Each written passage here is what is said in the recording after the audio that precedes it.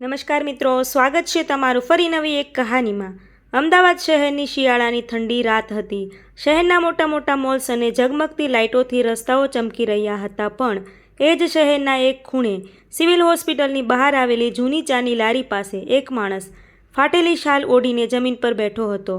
લોકો માટે એ માત્ર એક સામાન્ય વૃદ્ધ હતો, પણ કોઈને ખબર નહોતી કે એ વૃદ્ધ અનિરુદ્ધ વ્યાસ હતો, એક એવો માણસ જે ક્યારેય કરોડોની કંપનીનો માલિક હતો, જેના એક ફોન પર લોકોની લાઈન લગાવતા હતા, જેના નામથી મોટા મોટા લોકો ઊભા થઈ જતા હતા। આજે એ જ માણસ હોસ્પિટલની બહાર એક કપ ચા માટે અજાણ્યા લોકો તરફ જોઈ રહ્યો હતો।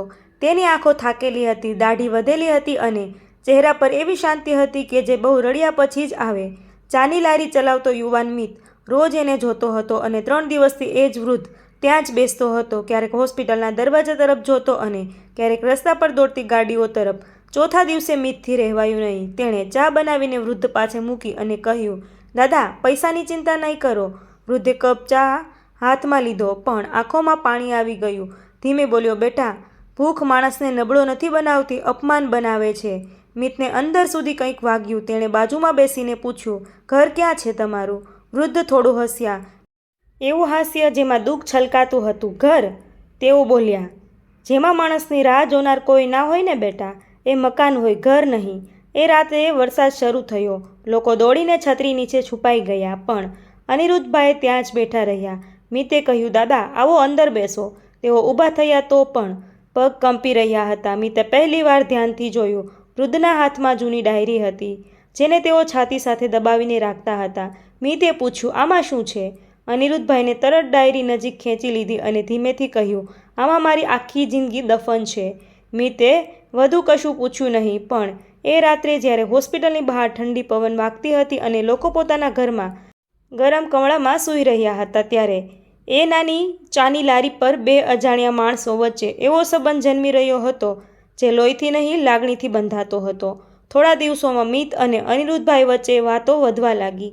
મિતને ખબર પડી કે અનિરુદ્ધભાઈ પહેલાં એક મોટી ટેક્સટાઇલ કંપની ચલાવતા હતા। તેમની પત્ની યશોધરા ખૂબ સાદી અને પ્રેમાળ સ્ત્રી હતી। એક દીકરો ઋત્વિક અને દીકરી માયરા। અનિરુદ્ધભાઈએ બાળકોને દુનિયાની દરેક ખુશી આપી, અંગ્રેજી સ્કૂલ, મોટી કાર, વિદેશના પ્રવાસ, કંઈની કમી રાખી નહીં, પણ એક વસ્તુ આપવાનું રહી ગયું, સમય। તેઓ સવારે નીકળી જતા અને રાત્રે મોડા ઘરે આવતા। બાળકો ધીમે ધીમે પિતાથી દૂર થતા ગયા। યશોધરા ઘણીવાર કહેતી, બાળકોને પૈસા નહીં, તમારો સાથ જોઈએ છે, પણ અનિરુદ્ધભાઈ હસીને કહેતા, આજે મહેનત કરી લઈએ, કાલે આખો સમય પરિવાર માટે જ હશે। પણ કાલ ક્યારેય આવ્યું નહીં। એક દિવસ યશોધરાને કેન્સર હોવાનું બહાર આવ્યું। આખું ઘર હચમચી ગયું। અનિરુદ્ધભાઈને લાખો રૂપિયા ખર્ચ્યા, મોટા મોટા ડૉક્ટરો બતાવ્યા, પણ યશોધરા ધીમે ધીમે મૃત્યુ તરફ જઈ રહી હતી। હોસ્પિટલના એક રૂમમાં યશોધરાએ તેમનો હાથ પકડીને કહ્યું, એક વચન આપો, બાળકોને ક્યારેય એકલા ન મૂકતા। અનિરુદ્ધભાઈ રડી પડ્યા। તેમણે કહ્યું, તું ચિંતા ન કર, હું બધું સંભાળી લઈશ, પણ કદાચ નસીબને કંઈક બીજું જ મંજૂર હતું। યશોધરાના મૃત્યુ પછી ઘરનું હાસ્ય ખોવાઈ ગયું। દીકરી માયરા અભ્યાસ માટે કેનેડા ચાલી ગઈ। દીકરો ઋત્વિક પિતાના બિઝનેસમાં આવ્યો, પણ એમની નજર માત્ર સંપત્તિ પર હતી। ધીમે ધીમે ઘરમાં વાતો બંધ થઈ ગઈ। ભોજનની ટેબલ પર 4 લોકો બેસતા, પણ વચ્ચે અજાણી દિવાલો ઊભી થઈ ગઈ। એક દિવસ ઋત્વિક પોતાના પિતાને બોલ્યો, ડેડ, કંપની મારા નામે કરી દો, હવે તમે આરામ કરો। અનિરુદ્ધભાઈએ વિશ્વાસથી બધું દીકરાના નામે કરી દીધું। તેમને લાગ્યું કે હવે પરિવાર સાથે સમય પસાર કરશે, પણ થોડા મહિનામાં જ બધું બદલાઈ ગયું। ઘરમાં તેમની વાતોનું મૂલ્ય રહ્યું નહીં। એક દિવસ તો ઋત્વિકની પત્ની કિયારાએ સીધું કહી દીધું, આ ઘરમાં નોકરો જેટલી પણ વેલ્યુ નથી તમારી। એ શબ્દો અનિરુદ્ધભાઈના દિલમાં છરીની જેમ ઉતરી ગયા। તેમણે દીકરાની તરફ જોયું, કદાચ એ કંઈક બોલશે, પણ ઋત્વિક ચૂપ રહ્યો। એ ચૂપ્પી જ અનિરુદ્ધભાઈને તોડી ગઈ। થોડા દિવસ પછી ઋત્વિકે કહ્યું, ડેડ, અમે સિંગાપુર શિફ્ટ થઈ રહ્યા છીએ, તમને વૃદ્ધાશ્રમમાં સારી સુવિધા મળી જશે। એ સાંભળીને અનિરુદ્ધભાઈની આંખો પહેલીવાર સંપૂર્ણ ખાલી થઈ ગઈ। તેમણે માત્ર એક જ પ્રશ્ન પૂછ્યો, બેટા, હું એટલો બોજ બની ગયો? ઋત્વિક નજર નીચે કરીને બોલ્યો, પ્લીઝ, ઇમોશનલ બ્લેકમેલ ના કરો। એ રાતે અનિરુદ્ધભાઈ આખી રાત યશોધરાની તસવીર સામે બેઠા રહ્યા। સવારે કોઈને કંઈ કહ્યા વગર ઘર છોડીને નીકળી ગયા, સાથે માત્ર 2 કપડાં, યશોધરાની તસવીર અને એ જૂની ડાયરી હતી. આગળના 6 મહિના તેઓ અલગ અલગ ધર્મશાળાઓમાં રહ્યા, ક્યારેક મંદિરના ઓટલા પર સૂતા, ક્યારેક બસ સ્ટેન્ડ પર. ભૂખથી વધુ તેમને એકલતા સતાવતી હતી. સૌથી વધારે દુઃખ ત્યારે હતું જ્યારે લોકો પોતાના પિતાને હાથ પકડીને જતા દેખાતા. તેઓ ચૂપચાપ આંખો ફેરવી લેતા. એ દરમિયાન તેમને ડાયરી લખવાની આદત પડી ગઈ. દરરોજ યશોદરાને પત્ર લખતા. આજે ફરી ઋત્વિક યાદ આવ્યો. આજે એક નાનકડા બાળકે મને દાદા કહીને પાણી આપ્યું. યશુ, તું હોત તો મને રસ્તા પર ન આવવા દેતી. એક દિવસ હોસ્પિટલની બહાર તેમને ચક્કર આવ્યું અને તેઓ પડી ગયા. લોકો જોઈને પસાર થઈ ગયા, પણ મિત દોડી આવ્યો. તેણે પાણી આપ્યું, ડૉક્ટર પાસે લઈ ગયો અને એ દિવસથી અનિરુદ્ધભાઈની જિંદગી બદલવા લાગી. મિત પોતે પણ અનાથ હતો. બાળપણમાં માતા પિતાને અકસ્માતમાં ગુમાવ્યા હતા. કદાચ એ માટે જ તેને અનિરુદ્ધભાઈમાં પિતા દેખાયા. તેણે ઇન્સિસ્ટ કરીને તેમને પોતાના નાનકડા ભાડાના રૂમમાં રાખ્યા. રૂમમાં માત્ર એક પંખો, નાનું રસોડું અને એક બેડ હતો. મિત જમીન પર સૂઈ જતો અને અનિરુદ્ધભાઈને બેડ પર સુવડાવતો. વર્ષો પછી પહેલીવાર અનિરુદ્ધભાઈને ઘર જેવો અહેસાસ થયો. ધીમે ધીમે બંને વચ્ચે ખૂબ લાગણી વધી.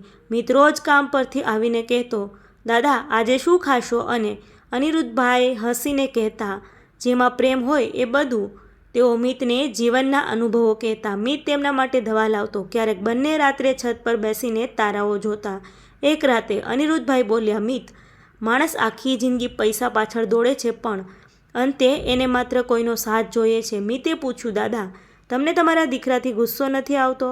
તેઓ થોડું મૌન રહ્યા અને પછી બોલ્યા, માતા પિતા બાળકો પર ગુસ્સો નહીં કરે બેટા, ફક્ત અંદરથી તૂટી જાય. સમય પસાર થતો ગયો. એક દિવસ અનિરુદ્ધભાઈની તબિયત અચાનક ખરાબ થઈ ગઈ. હોસ્પિટલમાં દાખલ કરવા પડ્યા.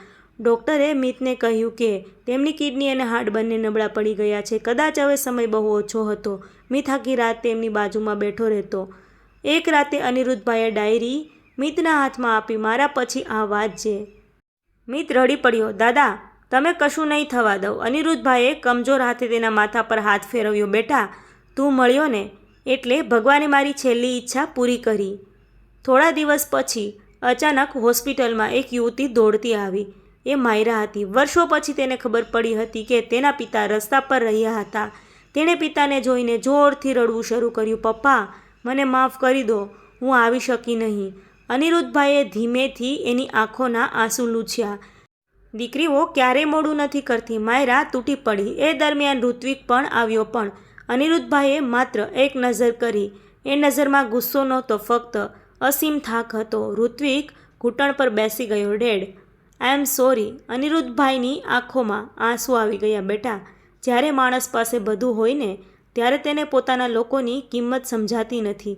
એ જ રાતે અનિરુદ્ધભાઈની હાલત વધુ ગંભીર થઈ. મિત તેમનો હાથ પકડીને બેઠો હતો. માયરા રડી રહી હતી. ઋત્વિક ખૂણે ઊભો હતો. અનિરુદ્ધભાઈએ ધીમેથી કહ્યું, યશુ, હું આવી રહ્યો છું. અને થોડા જ પળોમાં મશીનોની સીધી લાઈન થઈ ગઈ. આખો રૂમ શાંત થઈ ગયો. મિત પહેલીવાર બાળકની જેમ રડ્યો.